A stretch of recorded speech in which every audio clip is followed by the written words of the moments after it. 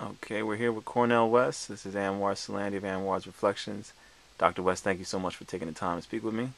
Thank you, my dear brother. I want to salute the work that you do, brother Anwar. Got Appreciate that it. rich California base. Mama from Alabama, dad from Trinidad. Both of them precious. Made a great contribution when they produced you, though, brother. And you've been a force for good now for a good while, and you're still a young brother. Thank you So so I much. salute you, man. Thank you, thank you. And from researching your work, Dr. West, it appears that you had a public disagreement with Al Sharpton, another activist. What was the nature of that disagreement? Well, brother Al Sharpton and I, we go all the way back. I got his book right up there talking about Go Tell Pharaoh, which is a powerful title. Because he's been go telling Pharaoh for a long time, but now he's pretty close with our dear brother Barack Obama, who's in Pharaoh's office. Now, that doesn't necessarily make Barack an automatic Pharaoh, but for those of us concerned with poor and working people, the powers that be do not make poor and working people a priority. So that, for me, is a certain kind of definition of a Pharaoh-like figure. But no, I have deep love for Al Sharpton, deep respect for the brother. I just was a little afraid that he was allowing himself to be used by the Obama administration as cover for some of the issues that need to be hit head on. The prison industrial complex, dilapidated housing, disgraceful school systems, homeowners losing their homes and foreclosing. Those are not priorities in the administration. For the last 2.5 years, the priority has been to save Wall Street and kill bin Laden. And they've done both very well. And so in that sense, it's very clear that they were successful in what they intended to do. But I'm concerned not just with security for the nation. Where is security in the hood? Where is security in poor communities? Where is security for the young people who dodging bullets all the time? Where is security when it comes to jobs with a living wage? Where is security in terms of quality education, not just privatizing education that trashes trade unions and teachers, but the high quality education for every child, no matter how poor, no matter how rich. Those are the kind of issues that I was pushing. We were talking specifically about the stop and frisk policy in New York City, where you've had 65% of young black brothers between 16 and 26 been stopped by the police, only 2.5% of them arrested. That's nothing but police harassment par excellence. It's nothing but intimidation. And it's not a mumbling word from the mayor of New York, who's got a lily white administration that Sharpton's very close to. It's not a mumbling word when President Obama went to Sharpton's National Action Network right in New York, right there in city, Manhattan. And not going to say nothing about stop and frisk, but you say you believe in rule of law? Well, what is going on here?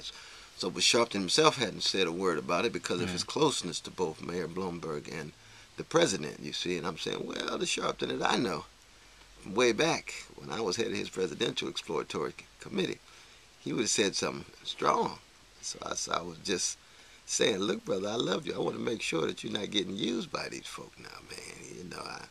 You don't want to get chewed up and spit out the way Van Jones and some of these other folk got treated, or Sister Sherrod, you see. So I'm keeping track of you.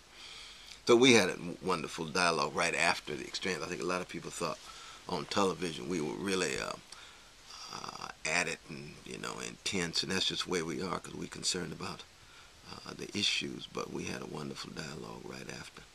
Okay, okay. But And I'll continue to say the same thing if he continues to do the same thing. I tell you that. and during that same MSNBC interview, it was said that you called President Obama a mascot for the wealthy. Now, what did you mean by that comment? Yeah, I call him a black mascot of Wall Street oligarchs, a black puppet of corporate plutocrats. What I meant by that was that when you actually look at the priorities of his administration, he brought in Larry Summers. Larry Summers was the one who deregulated derivatives on Wall Street. Larry Summers, of course, has intimate connections with Wall Street, who made, what, $7 million on hedge funds when he was president of Harvard. So as an economist, he's always been very tied to Wall Street. Same was true with Tim Geithner, who was the head of the New York Reserve banking system that was responsible in many ways for looking away from all of the gangster activity on Wall Street, having to do with predatory lending, having to do with fraudulent behavior, insider trading. We can go on and on and on. So when he brought both of those folk into his administration, Summers as head of his Economic Council of Advisors, and of course Tim Geithner as his head of treasury, you say to yourself, well, wait a minute, brother, you were using the language of Martin Luther King Jr. during the campaign. Martin Luther King Jr. is talking about poor people. He died organizing sanitation workers. He was critical of the war in Vietnam. How you going to bring in these folks straight out of the Wall Street oligarchy, straight out of the corporate plutocracy, and say you're tied to Martin's legacies? Some of us are willing to live and die for the legacy of Martin Luther King Jr., and Fannie Lou Hamer, and others. So we've got to keep it real in terms of ways in which they would look at the world in the age of Obama. And so when you look very closely, you say, wait a minute, more and more he's leaning so much toward the powerful and the wealthy and the Wall Street folk. Who does he spend time with? Who in poor communities actually are speaking to him? Who does he listen to? Right, he got one black person on in the cabinet, Eric Holder. Eric Holder's a decent brother, but Eric Holder, of course, has done what? He's justified allowing terrorists off the hook. See, he knows who committed terror, and torture. Allowing torturers off the hook. They know who committed torture. They won't touch him. But Jamal gets caught with a crack bag. He goes to jail. You say, well, wait, you got to have one rule of law across the board. You see, same is true with wiretappers. They know wiretapping of fellow citizens is wrong. It's illegal. They know who did it. They won't touch it. See, Eric Holder and Barack Obama said what? Well, we have to just keep moving forward. No, you don't keep moving forward. Somebody broke the law. Letitia get caught doing something. You don't just keep looking forward. You see, we got to have rule of law across the board. So that's exactly the language that I use in terms of the too much of the tilt toward the Obama administration. Same is true in terms of this budget deficit debate. It's a false debate. Everybody knows that all you got to do is tax wealth, not just income. Everybody knows that all you got to do is tax financial transactions on Wall Street. Let them pay some taxes. 1 out of 4 corporations in America didn't pay 1 penny of taxes. The working people paid, black people paid across the board. Right? GE didn't pay 1 penny. The CEO of GE is the head of Barack Obama's Job Commission. His name is Jeff Emmett. You say, well, wait a minute, what's going on? ExxonMobil didn't pay a penny. Bank of America didn't pay a penny. Who's paying taxes? Working people. Well, how can working people pay taxes? Corporations making big money. Well, they got subsidiaries all around the world, Cayman Islands and other places that are tax havens, you see.